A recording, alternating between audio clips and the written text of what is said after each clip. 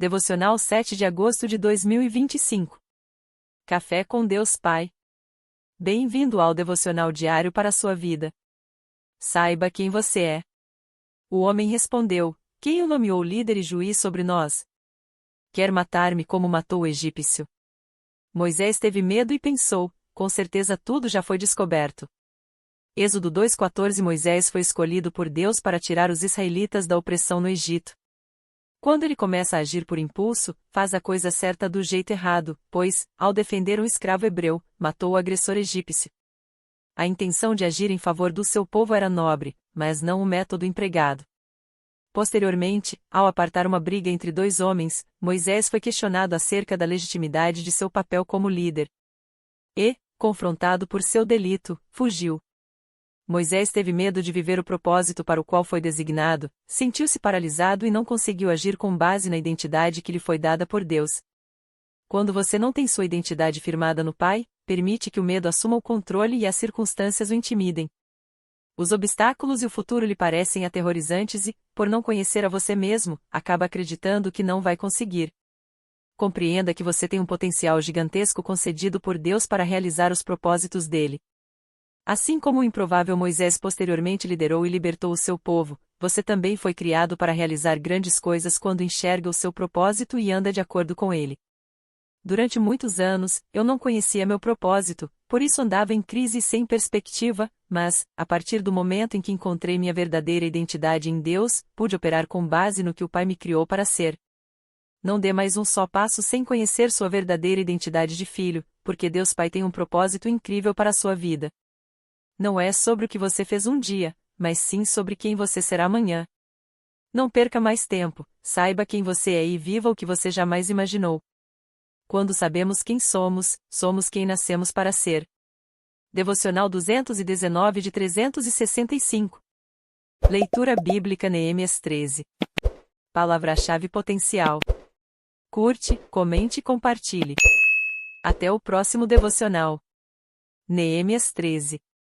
Naquele dia leu-se no livro de Moisés, aos ouvidos do povo, e achou-se escrito nele que os amonitas e os moabitas não entrassem jamais na congregação de Deus. Porquanto não tinham saído ao encontro dos filhos de Israel com pão e água, antes contra eles assalariaram a Balaão para os amaldiçoar, porém o nosso Deus converteu a maldição em bênção. Sucedeu, pois, que, ouvindo eles esta lei, apartaram de Israel todo o elemento misto. Ora, antes disto, Eliasibe, sacerdote, que presidia sobre a câmara da casa do nosso Deus, se tinha aparentado com Tobias. E fizera-lhe uma câmara grande, onde dantes se depositavam as ofertas de alimentos, o incenso, os utensílios, os dízimos do grão, do mosto e do azeite, que se ordenaram para os levitas, cantores e porteiros, como também a oferta alçada para os sacerdotes. Mas durante tudo isto não estava eu em Jerusalém, porque no ano 32 de Artaxerxes, rei de Babilônia, fui ter com o rei, mas após alguns dias tornei a alcançar licença do rei. E voltando a Jerusalém, compreendi o mal que Eliasibe fizera para Tobias, fazendo-lhe uma câmara nos pátios da casa de Deus. O que muito me desagradou, de sorte que lancei todos os móveis da casa de Tobias fora da câmara. E, ordenando eu, purificaram as câmaras, e tornei a trazer para ali os utensílios da casa de Deus, com as ofertas de alimentos e o incenso. Também entendi que os quinhões dos levitas não se lhes davam, de maneira que os levitas e os cantores, que faziam a obra, tinham fugido cada um para a sua terra. Então contendi com os magistrados, e disse: Por que se desamparou a casa de Deus? Porém eu os ajuntei, e os restaurei no seu posto. Então todo Judá trouxe os dízimos do grão, do mosto e do azeite aos celeiros. E por tesoureiros pus sobre os celeiros a Selemias, o sacerdote, e a Zadok, o escrivão e a Pedaías, dentre os levitas, e com eles Anã, filho de Zacur, o filho de Matanias, porque foram achados fiéis, e se lhes encarregou a eles a distribuição para seus irmãos.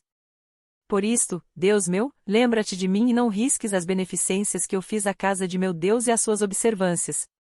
Naqueles dias vi em Judá os que pisavam lagares ao sábado e traziam feixes que carregavam sobre os jumentos, como também vinho, uvas e figos, e toda a espécie de cargas, que traziam a Jerusalém no dia de sábado, e protestei contra eles no dia em que vendiam mantimentos. Também habitavam em Jerusalém tírios que traziam peixe e toda a mercadoria, que vendiam no sábado aos filhos de Judá, e em Jerusalém. E contendi com os nobres de Judá, e lhes disse: Que mal é este que fazeis, profanando o dia de sábado? Porventura não fizeram vossos pais assim, e não trouxe o nosso Deus todo este mal sobre nós e sobre esta cidade? E vós ainda mais acrescentais o ardor de sua ira sobre Israel, profanando o sábado. Sucedeu, pois, que, dando já sombra nas portas de Jerusalém antes do sábado, ordenei que as portas fossem fechadas, e mandei que não as abrissem até passado o sábado, e pus às portas alguns de meus servos, para que nenhuma carga entrasse no dia de sábado. Então os negociantes e os vendedores de toda a mercadoria passaram a noite fora de Jerusalém, uma ou duas vezes. Protestei, pois, contra eles, e lhes disse: Por que passais a noite defronte do muro? Se outra vez o fizerdes, hei de lançar mão de vós. Daquele tempo em diante não vieram no sábado. Também disse aos levitas que se purificassem, e viessem guardar as portas, para santificar o dia do sábado. Nisto também, Deus meu, lembra-te de mim e perdoa-me segundo a abundância da tua benignidade. Vi também naqueles dias judeus que tinham casado com mulheres asdoditas, amonitas e moabitas. E seus filhos falavam meio asdodita, e não podiam falar judaico, senão segundo a língua de cada povo. E contendi com eles, e os amaldiçoei e espanquei alguns deles, e lhes arranquei os cabelos, e os fiz jurar por Deus, dizendo: Não dareis mais vossas filhas a seus filhos, e não tomareis mais suas filhas, nem para vossos filhos nem para vós mesmos. Porventura não pecou nisto Salomão, rei de Israel, não havendo entre muitas nações rei semelhante a ele, e sendo ele amado de seu Deus, e pondo o Deus rei sobre todo Israel? E contudo as mulheres estrangeiras o fizeram pecar. E dar-vos-íamos nós ouvidos, para fazermos todo este grande mal, prevaricando contra o nosso Deus, casando com mulheres estrangeiras? Também um dos filhos de Joiada, filho de Eliasibe, o sumo sacerdote, era genro de Sambalate, o horonita, por isso o afugentei de mim. Lembra-te deles, Deus meu, pois contaminaram o sacerdócio, como também a aliança do sacerdócio e dos levitas. Assim os limpei de todo o estrangeiro, e designei os cargos dos sacerdotes e dos levitas, cada um na sua obra.